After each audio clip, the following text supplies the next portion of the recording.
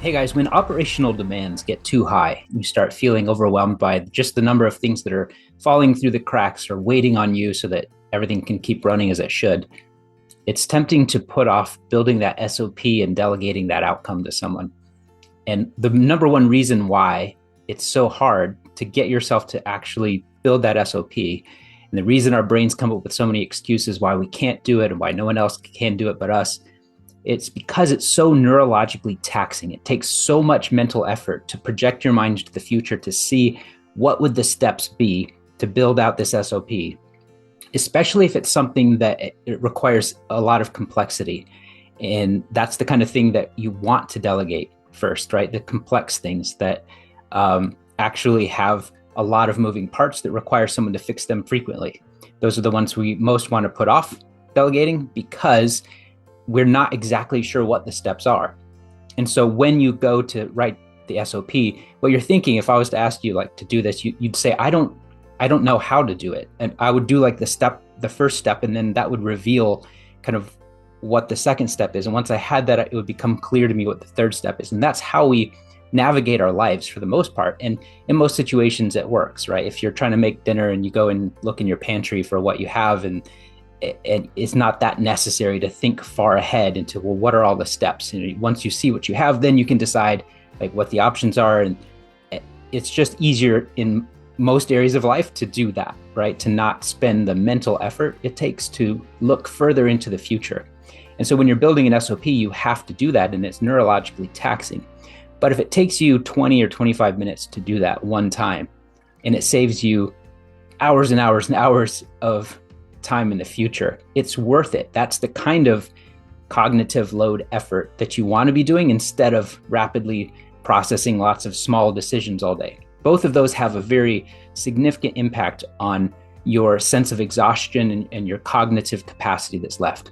So one of the things that we know about how our human mind works is that you can only stay in kind of like that top gear for so long before there are essentially, it's almost like think of it as exhaust, like metabolic byproducts in the brain from the highest level of like rapidly processing information and filtering lots of decisions and quickly switching between different things and trying to aggregate a lot of thoughts or a lot of different data into some sort of meaningful whole.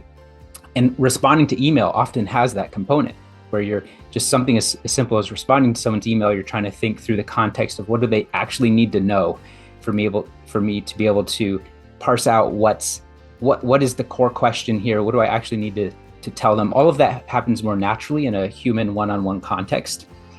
But when you're trying to write and you don't have all of those cues about whether they understood certain pieces and you don't have their questions, you have to kind of think through that. And it's neurologically taxing. And we can only do that for about 4 hours a day. And that's assuming you take a 10-minute break here and there to prevent yourself from getting too overwhelmed or too bogged down by the neurological exhaust of that level of processing. We do a lot better at kind of 1 or 2 gears down from there, where we are relaxed, present, but we're not firing on all cylinders. You can do creative work. You can process a lot of interesting thoughts. You can enjoy conversations with friends. Our brain is always active, even when we're asleep. There's still energy being used up by the brain. So it's a different type of process. And one of the things that can happen is that so we don't actually know yet. Neuroscientists have not been able to distinguish the exact neurological metabolites or byproducts of that high level thinking that actually cause us to kind of get clogged, our brain to sort of slow down. But we can see some of the evidence. One of the things that seems to happen is that your brain, your thoughts actually start to get slower if you spend too long in that high top gear state of brain activity. And so what you do when you try to keep forcing yourself to stay in that mode anyway, is your brain starts taking less and less efficient routes towards, essentially, you might think of it as the detour, like, okay, this path is clogged, but I'll take the long way around to finish that thought or to process that information. And your ability actually gets worse over time, but it's kind of like being sleep deprived or slightly inebriated from alcohol, to where we don't notice it. there's a lot of evidence that shows that people are very bad at noticing how their cognitive capacity has decreased because of sleep deprivation or because of alcohol consumption. We tell you like, no, I'm thinking, I'm aware of my thoughts right now. I can think just as well now as I could before. We're not very good at noticing it, but it is there. It's invisible. Unlike when you see somebody lifting heavy things, it's kind of clear that, they're panting and their muscles are shaking from carrying those super heavy things, and they need a break.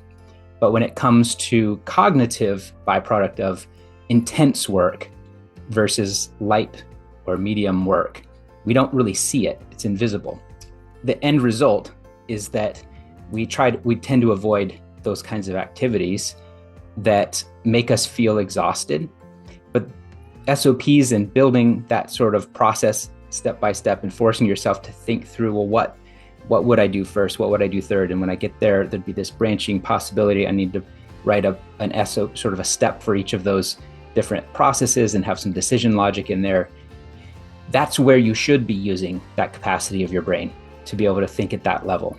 You shouldn't be using it on hopping around through different YouTube channels, including this one, unless this is part of your relaxation routine or just a part of your programmed learning plan.